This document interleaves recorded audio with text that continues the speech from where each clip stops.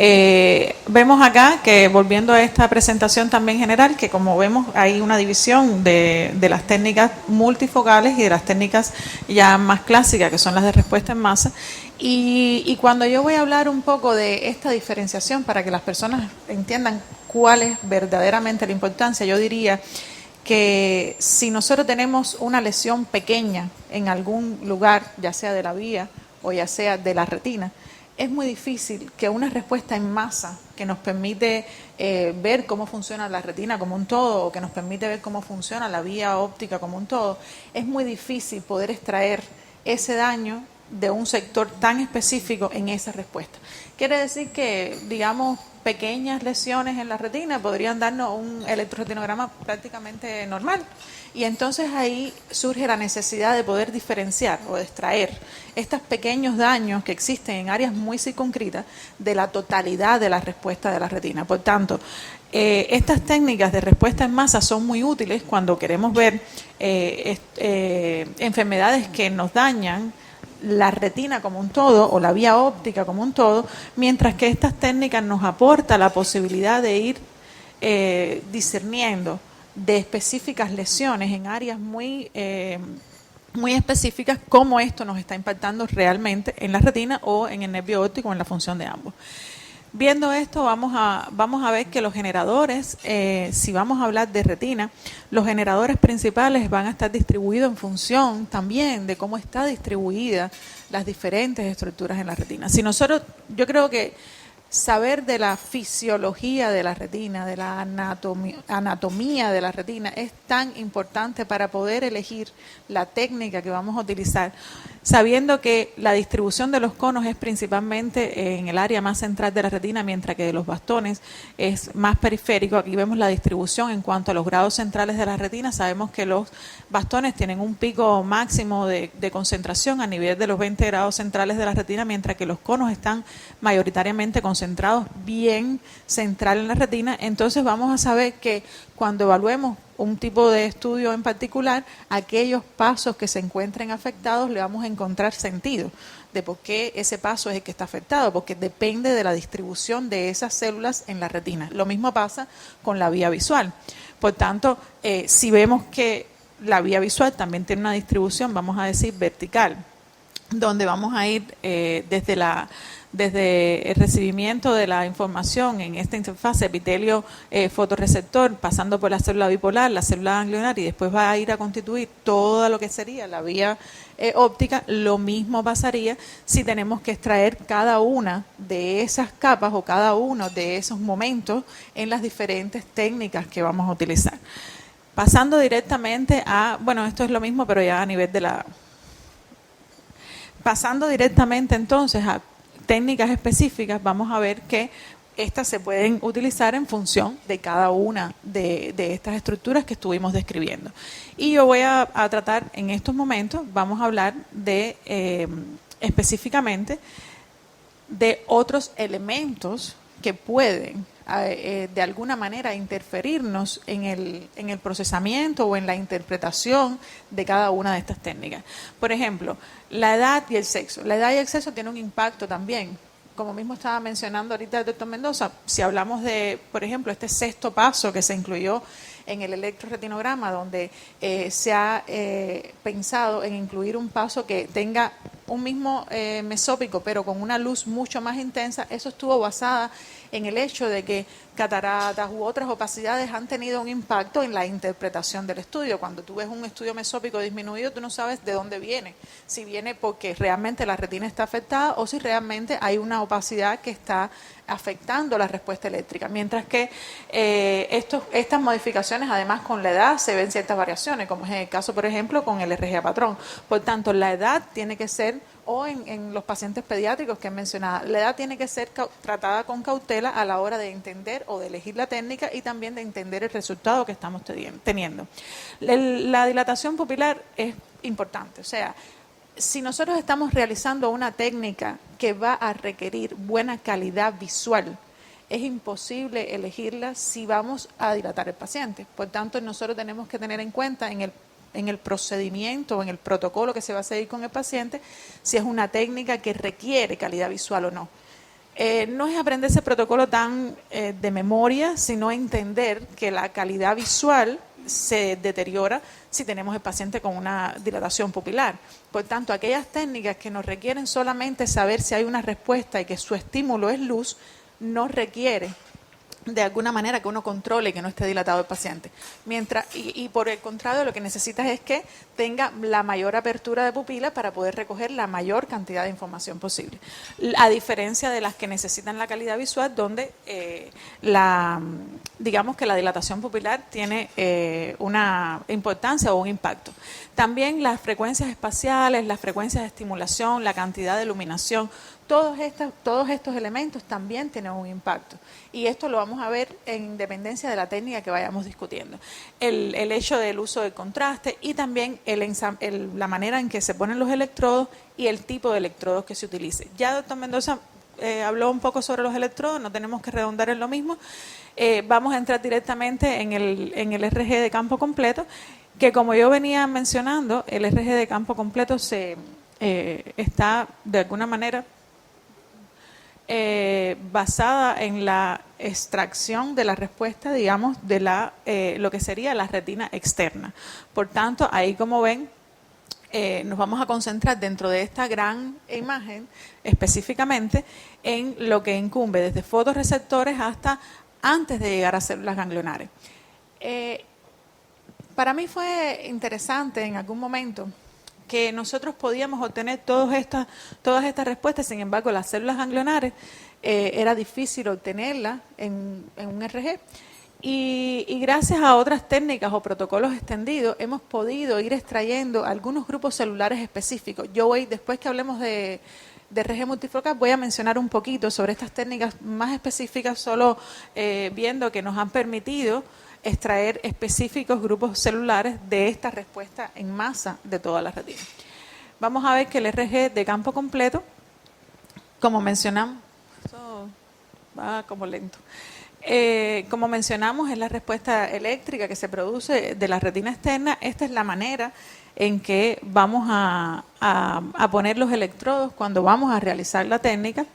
De todas maneras, la mayoría de los manuales van a ver muy claramente el tipo de cómo se ponen cada uno de los electrodos, pero bueno, básicamente los electrodos activos, como bien antes estuvo mencionando Mendoza, se pueden ubicar siempre que esté en contacto con la córnea y siempre que sea la mayor ganancia posible, vas a tener un mejor registro. Y para ello, la elección del electrodo es en dependencia de, bueno, a veces hasta de la disponibilidad, ¿verdad?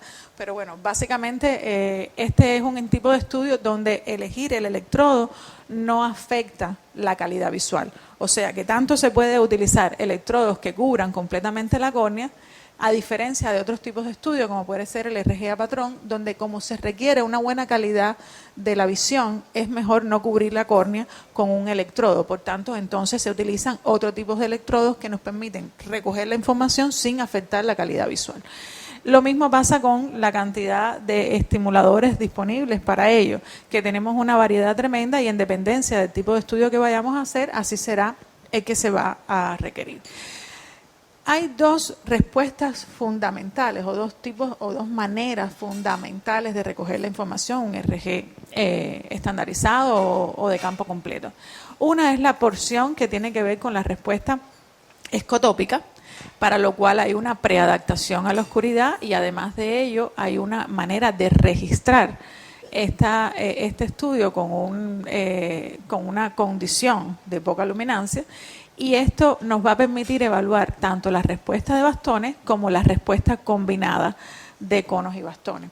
Además de ello, nos permite también ver la respuesta de las células amacrinas a nivel de los potenciales oscilatorios, que es lo que se entiende que está relacionada con los potenciales oscilatorios, mientras que en todo lo que tiene que ver con la preadaptación a la claridad, en un momento que ya los bastones están saturados producto de esta preadaptación, lo que vamos a recoger entonces es una respuesta de conos o la respuesta de conos con un cambio en el estímulo. Y en este caso el cambio en el estímulo no es por la cantidad de luminancia.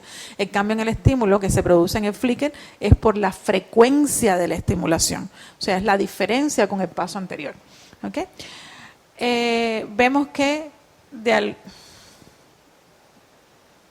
vemos que estas son las ondas que vamos a poder analizar después de realizado este tipo de procedimiento, y vemos que en esta primera lo que vamos a tener es una onda B, mientras que ya cuando ves una respuesta combinada, vas a ver entonces la aparición de la onda A de fotorreceptores y también la presencia de la onda B. Vamos a hablar después un poquito de cómo se miden, pero esto es básicamente la morfología de la onda que se debe esperar después de un estudio de campo completo.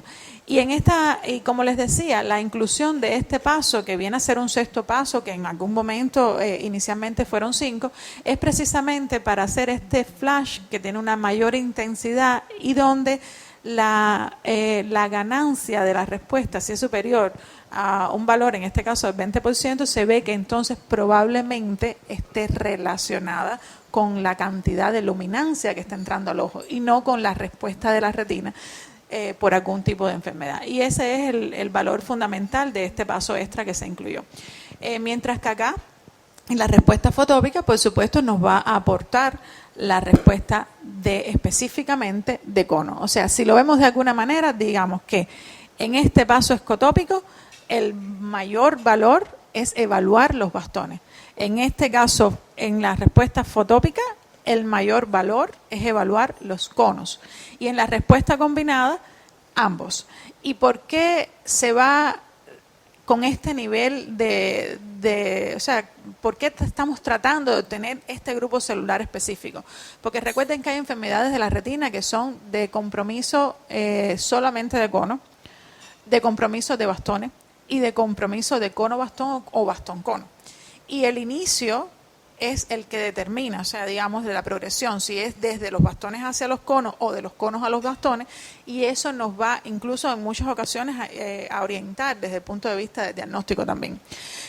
Además de ello, hay que tener en cuenta que existe un tipo particular de cono, que es el cono S, que es aproximadamente el 10% del total de los conos, es un valor muy pequeño. Si nosotros tenemos una respuesta buena de conos, o sea, una respuesta fotópica buena, nosotros lo que estamos viendo es que los conos L y M están funcionando bien, pero eso no nos dice que los conos S estén funcionando bien, porque son el 10% de las respuestas de cono. Y además por el tipo de distribución que tienen y por el tipo de luminancia a la que responden. O sea, tengan en cuenta que cuando hablamos que un buen fotópico nos habla de una buena calidad de los conos, nos está hablando principalmente de los conos L y M. Y si se están buscando otras enfermedades específicas de conos S, entonces hay que ir a técnicas especiales o protocolos extendidos para poder hacer la extracción. ¿Ok? Estos son valores generales, eso lo pueden encontrar en cualquiera de los estándares de la ICEF. Y yendo paso por paso y sin hacer demasiada, vemos que, como bien estuvo explicando Mendoza antes, o sea, nosotros en general, cada una de estos pasos, lo que vamos a ver en cada una de estas ondas es tratar de medir el tiempo implícito y la amplitud de la onda.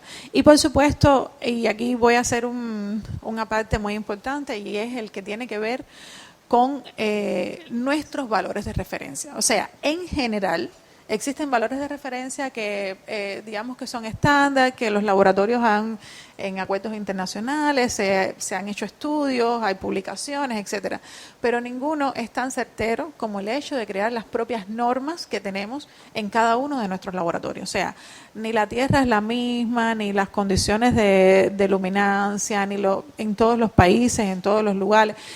Hay que crear nuestras propias condiciones que se parezcan más a lo que se busca, que es lo que está normado por la ICEF, pero a su vez tenemos que crear nuestros propios protocolos que nos permitan, con nuestros valores normativos, comparar nuestras propias poblaciones en nuestras propias condiciones. Y ese es el estado ideal para poder hacer una evaluación del resultado que estamos teniendo, del resultado comparativo que estamos teniendo. ¿Ok? Esto mismo se hace en cada una de las respuestas o en cada uno de los pasos del RG, midiendo tanto la onda A como la onda B y también la respuesta de Flickr. Ahora bien, después que esta respuesta llega y nosotros recibimos esa onda, podemos ver también cosas que nos parezcan extrañas y que no tenemos estas ondas perfectas que estamos aquí, que estamos acostumbrados a ver. Bueno, existen algunas condiciones que nos producen artefactos o ruidos en esta respuesta eléctrica. Y esto es importante a la hora de interpretar ese resultado. Por ejemplo, un ruido eléctrico, que en este caso es bastante frecuente porque son 60 Hz, es lo que está normalmente en la corriente eléctrica de muchos de los países. Ese es un ruido que bastante frecuente se mete en nuestra... Y este es la manera en que uno lo ve. Para eso se puede hacer un filtrado, filtrados específicos donde elimines ese tipo de... Y te limpia la onda y se puede ver, pero que no se confunda porque es un ruido y no es una onda que se está viendo. Lo mismo pasa, por ejemplo, con los movimientos oculares o con el parpadeo. Movimientos oculares y parpadeo que también te puede hacer modificaciones de la onda. No es una caída, no es una onda negativa, es una modificación de la onda que hay que interpretar. Sin artefacto, cualquiera de estas ondas, una las puede filtrar y miren, obtendrías la onda esperada. Por tanto, el ruido tiene un efecto importante en esto y los artefactos también. Este que vemos acá, por ejemplo, son espasmos y sin el espasmo veríamos una onda limpia, pero también hay que entender que todas estas cosas hay que tenerlas en cuenta cuando uno va a interpretar el estudio. Lo mismo pasa cuando no hay una mirada centrada y hay algún tipo de movimiento de desviación, donde también tiene un impacto en la onda que vamos a ver. Entonces, de manera general, podemos decir que el electroretinograma multifocal, retinograma de campo completo, hay que evaluar en su resultado la latencia y la amplitud. La latencia ya dijimos en qué estaba relacionada y las amplitudes tienen mucho valor en el caso del RG de campo completo.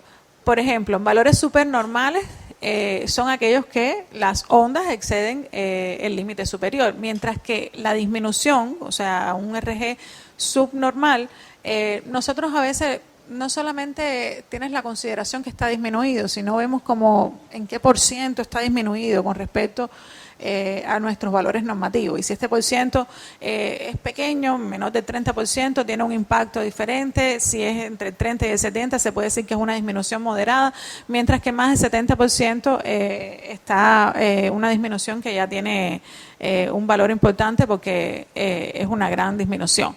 También podemos ver, por ejemplo, RG negativos, que tienen también importancia en algunas enfermedades específicas, y esto es cuando relacionamos la medida de la onda A con relación a la onda B. Cuando esta es mayor, o el daño, la amplitud, es una disminución, es mayor que la de la onda B, podemos hablar entonces también de un RG negativo. Y por supuesto también hemos visto RG que son totalmente planos, que es cuando ya no hay una respuesta como tal. Todas las anormalidades en la amplitud, en la latencia, por supuesto, tienen que estar relacionadas a nuestros valores normativos a la hora de tener esta interpretación. Y como les decía ahorita, existen protocolos extendidos que nos vienen a resolver cuestionamientos de la clínica, cuestionamientos que en algún momento nos daban solución con algunas técnicas específicas. Por ejemplo, la respuesta fotópica negativa. La respuesta fotópica negativa es un tipo de respuesta que se empieza a obtener, como vemos acá, es esta onda, que es una onda negativa, que es esta respuesta que aparece después seguida de la onda B. Esta respuesta se obtiene con un background, que en este caso es un background azul, y vamos a ver que tienes un estímulo rojo. Déjame ver si corre el videíto. Miren allá el Ganfel.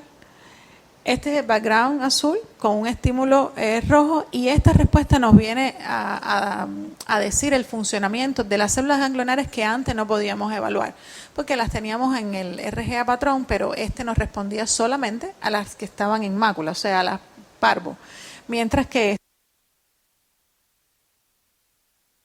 magno. También existe otro protocolo que nos permite hacer la evaluación esta selectiva de los conos S. Por ejemplo, hay enfermedades específicas de conos S. En esas enfermedades nosotros este RG de campo completo no nos responde, porque un daño de fotópico, como les comentaba, es principalmente de los conos L y M. Por tanto, este nos permite, con este background, el estímulo en este caso es azul. Déjame tratar de correr también el videíto.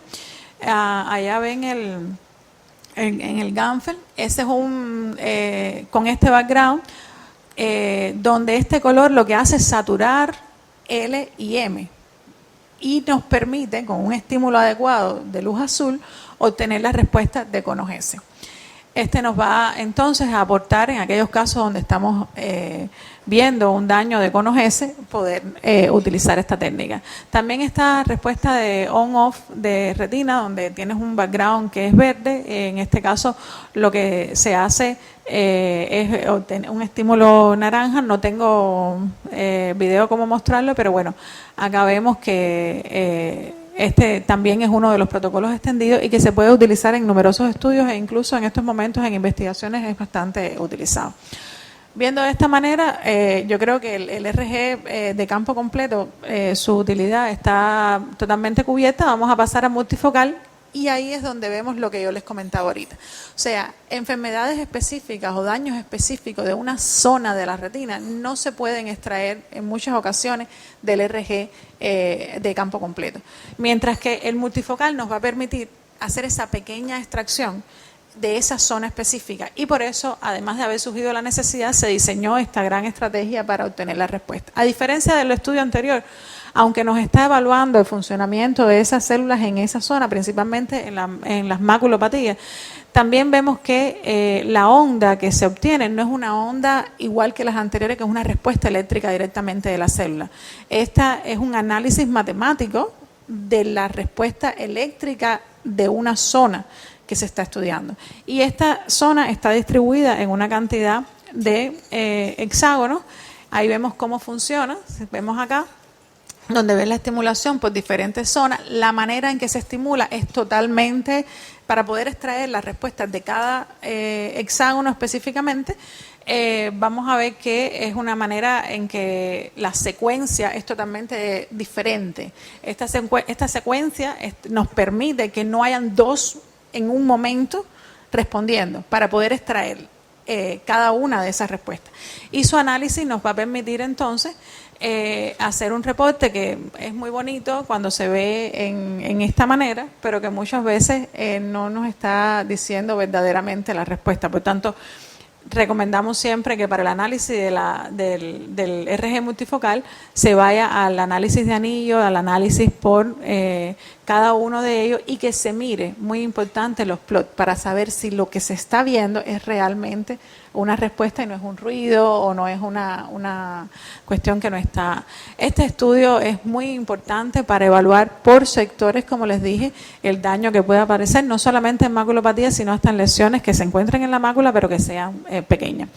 El electroculograma, además, es un estudio que nos va a permitir, estábamos hablando de retina externa y aquí estamos hablando ahora de la interfase, o sea, del epitelio pigmentario.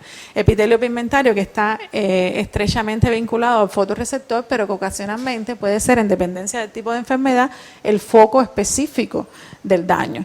Entonces, el epitelio pigmentario, el electroculograma, por demás, nos permite entonces evaluar el epitelio pigmentario de una manera muy interesante. O sea, este estudio también se recoge en presencia de luz y de oscuridad en dos fases específicas. No pasa la siguiente. Pásala porque... Ajá. Y vamos a ver que lo más importante es esta relación entre el pico de luz y el valle de oscuridad, donde nos va a permitir evaluar cómo está ocurriendo el funcionamiento del epitelio pigmentario. Recuerden que hay enfermedades donde el fotorreceptor está implicado y al estar tan cerca del epitelio pigmentario, el epitelio pigmentario está comprometido posteriormente. Pero cuando el daño en la enfermedad es inicialmente de epitelio pigmentario, el electroculograma nos aporta un gran valor desde el punto de vista de que nos está dando el daño muy tempranamente, mientras que el RG se va a ver implicado en estos pacientes de manera más tardía. Existen varios valores para analizar este radio, pero la mayoría de los autores coinciden en que 1.7 es al menos el mínimo, o sea, menos de 1.7, hay quien 1.85, pero a menos 1.7 es el valor más estandarizado. Estas dos fases evaluadas nos permiten ver cómo funciona el epitelio pigmentario y este nos aporta gran información en aquellas específicas enfermedades como por ejemplo la enfermedad de Best, donde es como típicamente uno de los usos fundamentales. Si no se utiliza solamente para esa, es porque además en su combinación con el RG nos permite una gran variedad de diagnósticos cuando queremos discriminar entre el compromiso de epitelio o de los fotorreceptores. Todo lo que hemos hablado acá, ¿cómo lo podemos combinar? Le dijimos que esta tabla de una manera u otra íbamos a regresar a ello porque la combinación de todos estos estudios en los diferentes grupos de enfermedades nos va a permitir saber cuándo utilizar cada una de estas técnicas. No voy a ampliar mucho porque estamos en función del tiempo también, no quiero ampliar mucho acá, pero explicativamente, pero yo creo que es uno de los esquemas que resume el uso de cada una de las técnicas y yendo desde la clínica hacia la afectación en cada una de las estructuras, donde inicialmente, como vemos acá, cuando se sospecha una pérdida visual, dependiendo del tipo de pérdida visual de la que estemos hablando, y cuando venga la presentación de RGA Patrón, yo creo que voy a hacer un poquitico más específica porque ya vamos a haber visto la mayoría de las técnicas, y entonces vamos a ver cuándo utilizar cada una de ellas de manera algorítmica que nos permita al final poder determinar si el paciente está en presencia de una pérdida visual no orgánica, de una neuropatía óptica, de una maculopatía, o si además está en presencia de un daño de la retina más extendido. Yo creo que hemos recorrido todas estas técnicas. Voy a dar paso al doctor Mendoza. Creo que vamos a seguir o estamos en el break. No, vamos a seguir ahora, ¿no? Sí, con diagnóstico clínico. Esto, lo mismo.